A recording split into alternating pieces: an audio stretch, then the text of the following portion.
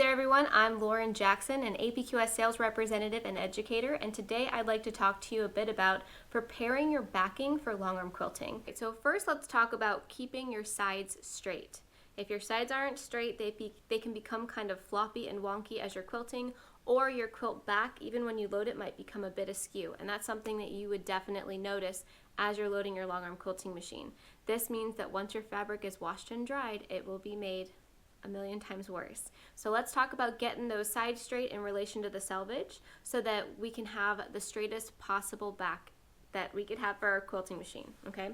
So when the fabric comes off the bolt, you'll notice, and I picked this bolt because it ends on a pink and it starts with a white. So this is one side of the selvage, and then this is the other side where you can separate the two selvages. So you can see that off the bolt, my pink doesn't match up with my white, and it changes for how much it's off from one side to the other.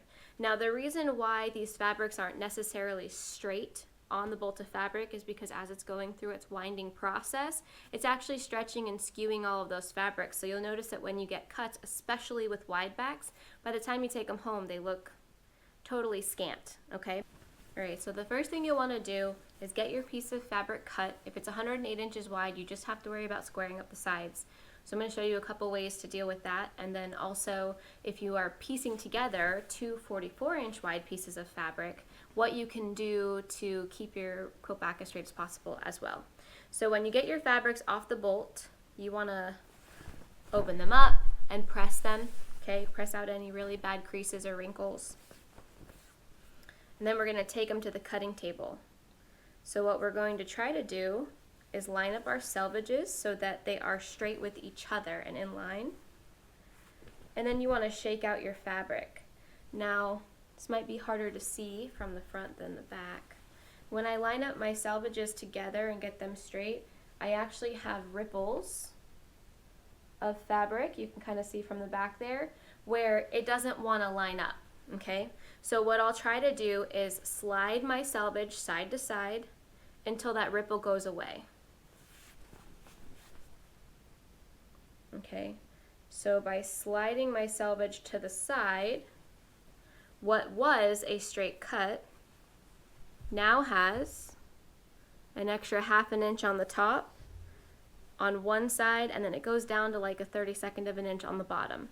So once this is pressed and my selvages are lined up so that there are no waves or ripples through the middle portion of my fabric that's folded, I'm going to take this to the cutting table and I'm going to cut off the edge, and that's going to give me the straightest possible edge for cutting, okay?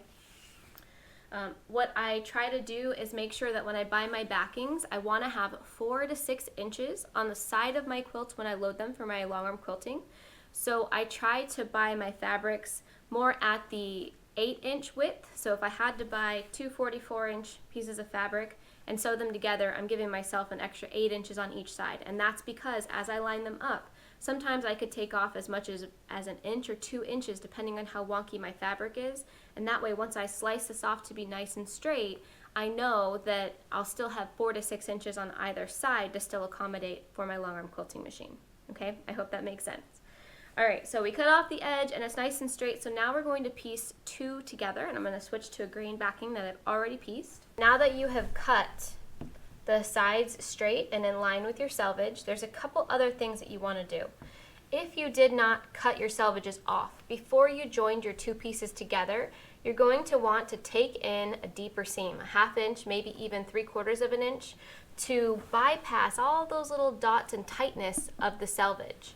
When you stitch selvages together, you're actually creating a lot of uneven tension in the back of your quilt that's going to be tighter than everything else. So a way to quell that, if you're like me and you hate cutting off selvages and would rather just stitch a deeper seam, you want to do a couple of things. One, you'll minimize the tautness of the fabric by taking a snip above the stitch line every 3 or 4 inches. Generally, you can take your fist and you can put it down, and that should be every 3 to 4 inches, and you'll take a snip. Okay, and that's going to allow that fabric to relax on your frame so that you don't have a lot of uneven, wonky tension which you'll see when we go to load it. Now you don't have to use these big, gigantic fabric scissors like I am here. You can probably get away with using thread snips or even smaller fabric scissors. As long as they're good and sharp, they will do just fine. And you want to make sure to cut about 1/8 of an inch above your sewing line. So make sure that you've taken deeper than a 1/4 inch seam so that you can allow for cutting into as much of the selvage as you can without compromising your backing seam. So you know how sometimes when you get a selvage, it will kind of skew when you get it on the frame, kind of look like a little happy face. Doing these snips every few inches is going to make all of the difference in ensuring that it doesn't do that. Okay? And then you'll want to go ahead and minimize bulk by taking this to your ironing board, okay, and pressing all of these seams open. Okay, so you can minimize bulk underneath your quilt so that when you're quilting, you don't end up with a big lump under there that you can kind of see it raised higher than everything else. This is especially important when you have bulky fabrics like wovens or minkies or different, maybe even flannels that can kind of cause a lot of extra bulk because they're thicker. Okay, anti-pill fleece, different things that you might be using on your quilt back. So snip those little parts of the selvage, and then you need to carefully press everything open so that it can lay as flat as possible underneath your quilt and not create that little lump of bulk that you can see, especially if you're using a traditional loft batting. Okay, so I've sewn together 2 44-inch wide pieces of fabric, and I have a seam going down the middle. Yes, I used black thread on a light fabric. And I just want to make sure that my sides are still as straight as possible, because sometimes when we sew, things can move and stretch and get out of line. So I want to make sure that my sides are still straight so I can load my quilt however I want. So I'm going to take my backing. It'll be freshly pressed. And I will do the same thing I did with that piece of fabric by itself. And I will line up my selvages so that they are nice and straight across. Okay. And I will shake out my fabric to make sure that I don't have any ripples going in any direction, left or right, which would basically show me that my selvage needs to slide side to side to get all of the fibers in line. And then what I'm going to do is I'm going to take that to my cutting table, and then I'm going to cut off those sections that still don't match. Okay, so let me go ahead and do that now. Alright, so I'm lining up my selvages to make sure that they're lining up together, just where they should be. I'm going to hold my fabric up, I'm going to shake it out, and I'm going to make sure that there's no ripples going left to right or side to side. Otherwise, I might need to skew my fabric the opposite way that that ripple is sitting, so I can make sure that everything is lined up just right. Okay. So I'll shake it out, make sure it's all good and pressed. And then, to make it more manageable to cut, I'm going to lay this on my cutting table, and I'm going to line up those selvages with the edge of my fold, or, I mean, if it's directly in half, it's going to be probably your piecing seam.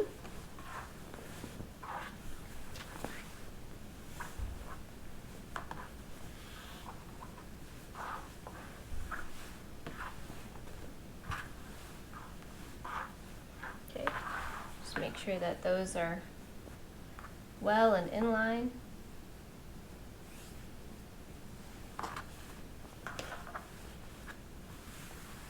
And if everything lines up just right, you shouldn't have ripples like this in your fabric. So I'm just going to make sure everything is lined up. Sometimes it helps to just pick it up and shake it out. That helped tremendously. And if it's a rather large backing, you may have to do it over a couple of sections. Okay, because we want to cut both sides. So now everything is nice and straight. There's no crazy ripples in my back. Everything is nice and flat. But you're going to see that these edges don't match up, and they don't match up by probably a good 1/2 of an inch. So what I'm going to do is I'm going to leave my fabric on here. I'm going to grab my rotary cutter,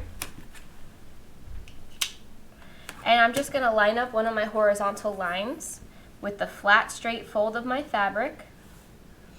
And I had to fold this in half so that my 24-inch rotary cutter could cut the whole thing. And I'm going to line it up and give myself that 1/2 inch to 3/4 inch on the edge. I'm going to hold it down, and I'm going to cut it. Okay, and you'll see that I've got varying lengths and widths of fabric as I cut that off. But now I have a perfectly straight edge. I'm going to take that and I'm going to repeat it on the other side to make sure that it's nice and straight. And you can tell I did a little bit of testing on this side with, I already had it on the long arm, but with some batting. And I'm going to take this and I'm going to cut off that extra inch or inch and a half of fabric. Okay? And then I will be ready to load this. So I'll go ahead and do that now.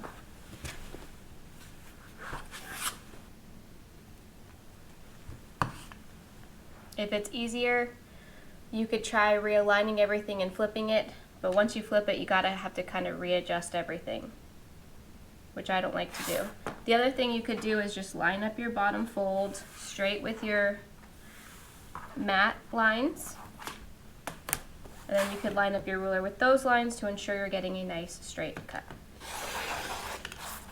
Okay, and you can see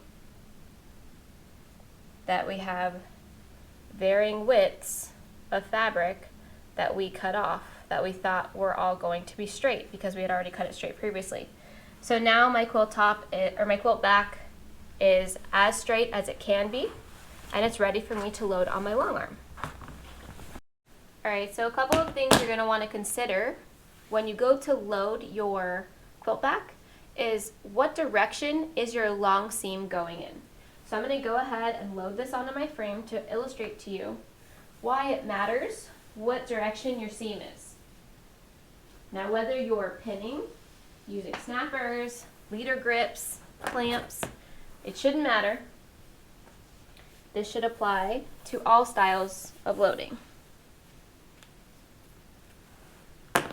Your long arm quilter will thank you if you pay attention to which way your seam direction goes.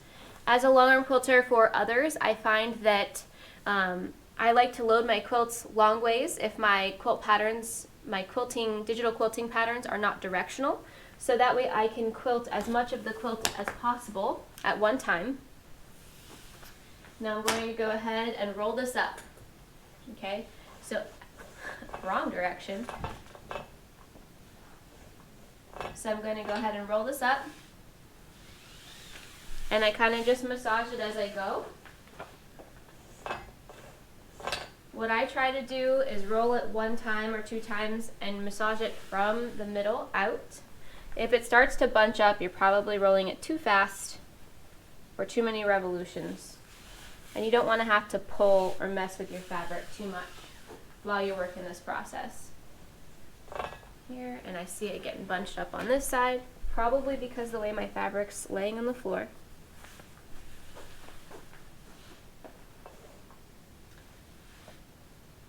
And I loaded this backwards, but you'll get the idea.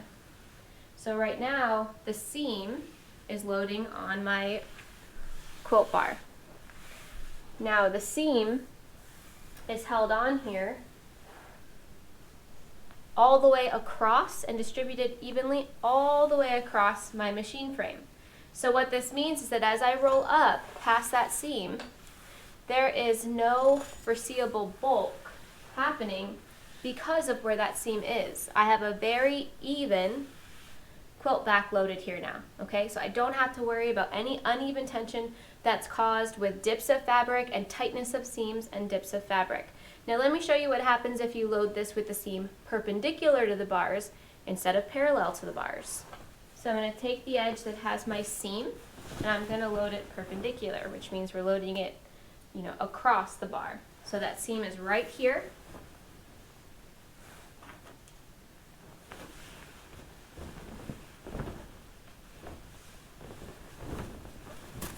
Right in the middle. Alright, so now we've got our backing loaded and it's nice and flat all the way across. Everything is nice and even. We're going to go ahead and roll that up. You can prevent a lot of pulling and shifting. Just kind of fan your fabric out so it's not pulling on itself like it was last time. We're going to go ahead and roll this bad boy up. So our selvages are on the side and our seam is perpendicular to itself.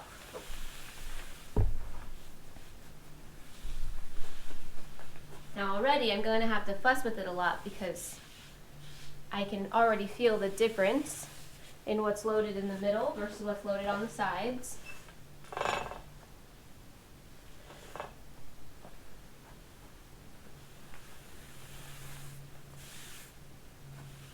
And while the quilt back is still loading pretty straight because we cut it pretty straight, what happens, and this is just further exaggerated, is that this seam here in the middle creates a lot of bulk. So I've probably got a good 1/4 of an inch or 1/2 inch bulk right in here that as I'm quilting is being pulled on unevenly. So we get it really tight in the middle where the seam is as it's trying to pull on that seam. And then these areas on either side are going to become more loose, and you'll notice that your edges start flopping on the sides. Now, if you have ever wondered why your backing was doing this, this could be a good reason why. If you're getting that side droop and you're getting that really tight portion in the middle, that's what's happening is you've loaded it with your seams perpendicular to your bars.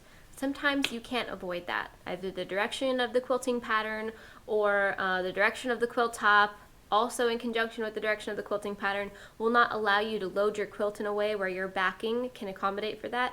Or maybe your backing has a ton of seams. Sometimes you can't get around it. But if you can, try to load that seam parallel and in line with your bars as opposed to perpendicular and across your bars, because you end up with that uneven, tight area right in the middle of your quilt or where every seam you have is. The other thing I want to touch on is when we're talking about having good tension with our Longarm quilting machine, which is so important so that our clients or even ourselves or our loved ones get good quality products with even tension and even stitching. It's really difficult to get even consistent tension across your quilt top when your machine is encountering areas of your quilt sandwich that are looser on one side and tighter in another side and then looser somewhere else.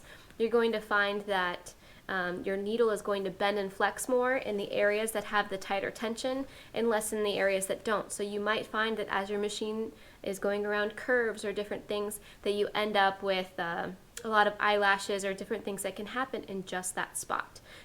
So now let's talk about getting those straight edges on a wide back quilt and following the ripping method. So I am going to prepare an extra wide quilt back for backing my quilt. I will say that with all the fabrics that I have, when I have extra wides, that's when I notice my quilt back kind of skewing, even if I've matched up the middles on my top leader and my belly bar to line up perfectly. I'll notice that sometimes my fabric just shifts just a little bit, and sometimes that can be because people didn't get their fabric cut straight of grain.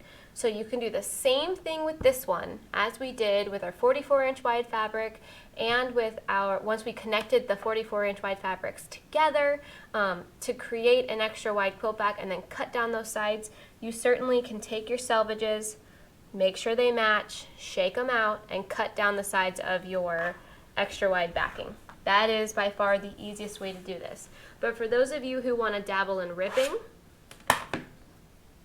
this is going to be fantastic.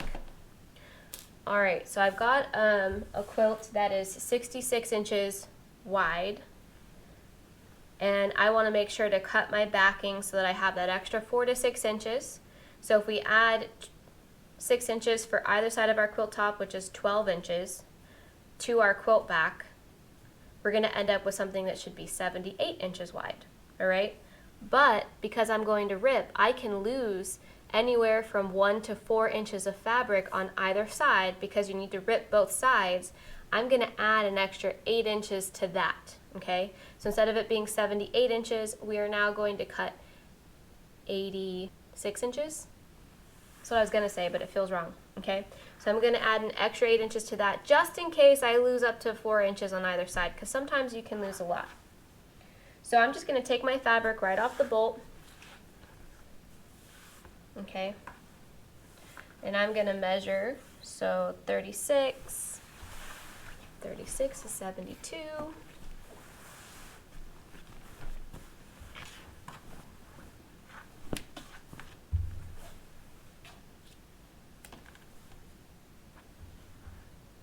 Okay, and then from 72 to that 86, we need another 14 inches. So I'm just going to bring that on down here, and I'm going to line this up, and I'm going to cut it. Okay, so we're just going to round that up to 2.5 yards because it's easy. Okay, everything's as straight as I can foresee. Gonna line this up, quilt it, or cut it. Okay, so go ahead and grab your scissors because we're going to need to cut right at our selvage. So our backing is now wide enough for our quilt. And what I'm going to do is I'm going to open it up. You definitely want to press this ahead of time. Okay. I'm going to find one selvage. So that way we're only dealing with one side and we don't accidentally rip from another side. And I wanted to use this peppered cotton fabric on the back because it's for my niece and I want it to be super soft and ready to go. So what I'm going to do is I'm going to cut about 1 inch in, 3/4 of an inch or 1 inch, and I'm going to cut just past the selvage line by like 1/4 of an inch. I'm then going to take that and I'm going to rip it, which you'll notice leaves your fabric a little bit wonky on the edges. Now, this is why I'm telling you that when I load wide backs, they can get wavy on my frame. So I cut it about 3/4 of an inch on the top, and by the time I finished ripping it, I lost like 3.5 inches, right? So that's 3.5 inches. So good thing I accounted for that extra 8 inches in my backing fabric when I pulled it, so that way I could account for all of that fabric loss. Now you'll see it gets pretty wavy on the edges, and that's okay.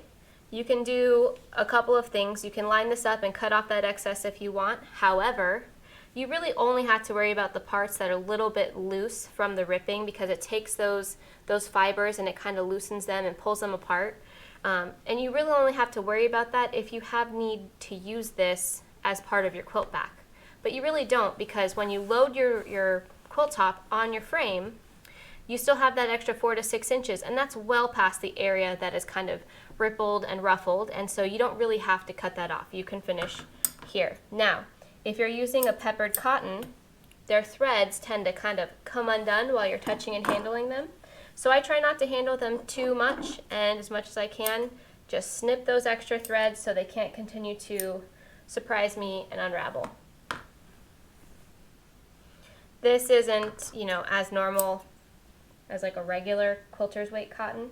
Peppered cottons have a different kind of warp and weft to them, but it can help you to kind of get rid of those extra threads so they don't catch you by surprise. Okay, so we did the right side, and you can see we've pulled the blue from the black. See how that edge is now a big ruffled black edge? Peppered cottons actually have one color going on the warp and one color going on the weft, and so ripping it, you can really see a nice straight black line as you go through. Now let's do it on the left hand side. I'm going to take my fabric, I'm going to cut it about 3/4 of an inch. I both cut it kind of 3/4 of an inch in, even though my selvage is about right at the edge. And I cut it 3/4 of an inch from the edge. And I'm going to take this, I'm going to rip it. That was not enough. Okay, so I did 3/4 of an inch, and it wasn't a big enough gap for this side. What that tells me is that the bulk of my fabric is probably going to come off from the other edge, and the smaller part of my fabric is going to come off from this edge. So I'm actually going to spin this. You could keep cutting into your fabric if you wanted to and ripping from the same side, but given that these are peppered cottons, I'm just going to try to flip it and see if I can get more fabric to come off on this end more easily. So 3/4 of an inch in, 3/4 of an inch down, and rip.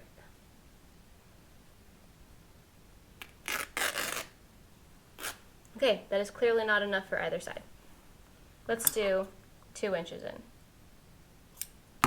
Okay, and try to get a good, even, consistent pull.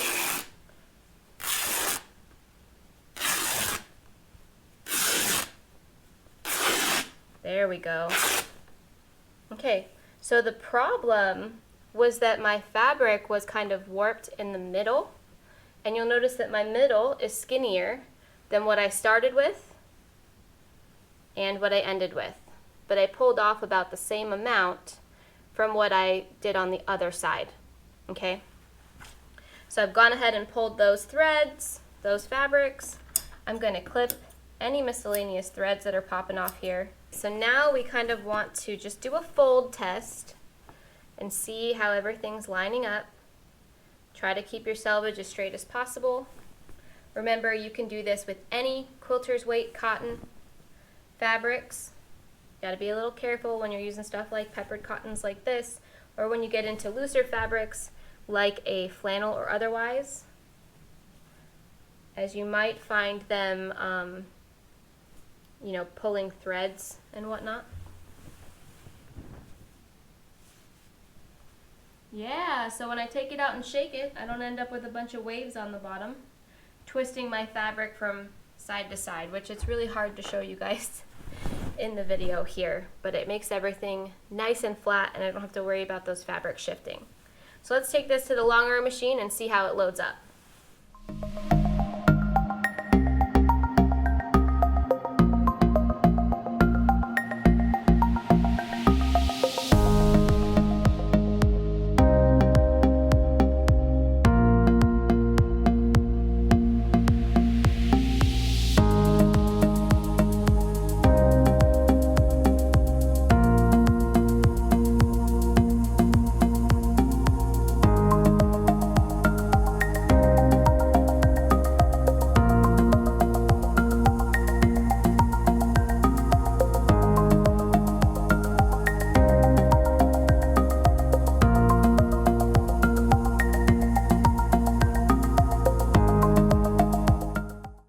Now you'll notice that I kind of cranked this pole, and you need to cut these as they come up, these extra strands of thread, because they will continue to roll around your quilt bar and pull from the sides of your quilt.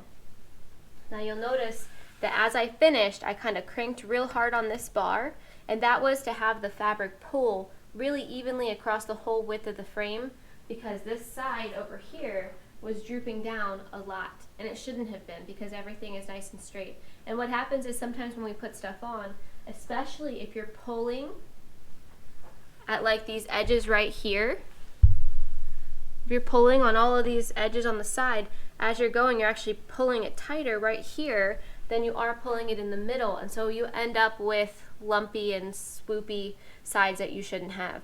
Once you put your clamps on, this will all hold very nice and very square, and you can see that all of our sides, we'll get you closer, are stacked pretty well on top of each other.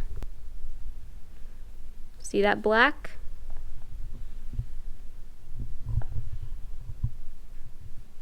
That's all stacked on top of itself. So instead of having a couple inches where I roll this and my fabric is kind of just showing on different parts and unevenly wound, you can see everything is nice and square and stacked on itself.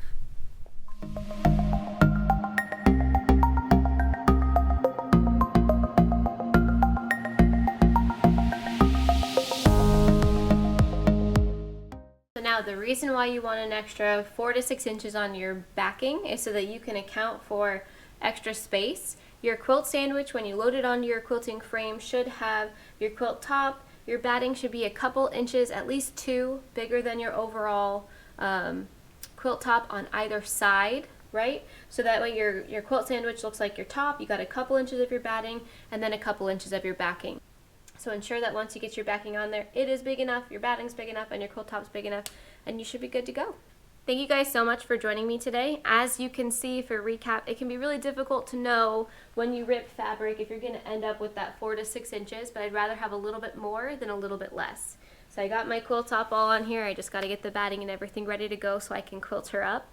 But luckily for me, the sides of my quilt are nice and straight, and she's going to quilt up like a beaut. And I don't have to worry about that backing, stretching, or skewing my quilt top once it's washed. I want to make sure that my quilt maintains its integrity throughout its lifetime, and those are wonderful ways to make sure to do it. So just to recap, if you have any backing seams on your quilt back, try to keep them parallel and in line with the bars if you can help it. If you can't, then when you put them perpendicular, you just want to keep in mind that you're going to have that uneven tension across the middle of your quilt because of that seam. The other thing that you can do is, like we did, we snipped every 3 to 4 inches just inside that seam line to allow a little bit extra stretch and give so that it's not so tight because of both the selvage and or the stitch down seam that you've just put in that backing as well. If you have clients that are sending quilts to you, make sure you have them watch this video so that they can take note of how they are assembling their quilt backs and how much space that they're giving you for the sides of your quilt so that you can quilt with ease and not worry about if you have enough room to quilt your quilt top. So I hope that this was helpful for y'all. Thank you guys for joining me. Again, my name is Lauren with APQS. I'm an APQS sales representative and educator, and be sure to hit like and subscribe. There's a little bell on our YouTube subscription channel so that you can get notifications of subscription videos as they come out so that you're sure to see the latest and best things that we have available for you. Thank you guys for joining me today, and happy stitching!